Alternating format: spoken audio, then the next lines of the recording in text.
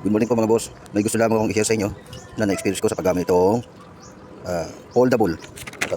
Foldable cutter. Nabili ko sa Mr. DIY Tagig. Pure gold Tagig. Ayan, may extra pa siyang blade. Hindi ko pa nagagamit. Kabibili ko lang ito. Last few weeks ago. Ito. Ayan, foldable siya dito. Pipindutin nyo.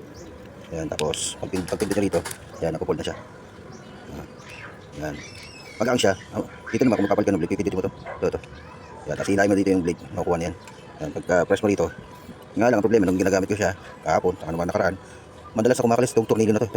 Yan, napakaliit kasi. Tapos nagigit lang siya, wala siyang nut sa kabila, red lang dito. Madalas kumakalas habang ginagamit ko. Napakaliit lang kasi ng tornilyo. Kanina naman, itong tornilyo na to, kumalas. Buti nakita ko nung nalaglag. Maganda siya, alloy, tapos pati yung blade niya parang hindi rin basta-basta kinakalawang. Ang problema yun nga, kumakalas to, nakakainis nga lang gamitin.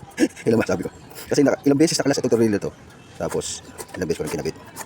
Yun lang mga boss, siguro ang presyo nito more or less 100 pesos sa natatandaan ko. Hindi ko siya may recommend na bilhin nyo. Babalik tayo sa DIY susunod para may nakita ko naman sa heavy duty. Titestin natin at ipopost natin ulit ang ating review sa paggamit ng cutter na yun. Yun lang mga boss, maraming salamat sa inyo.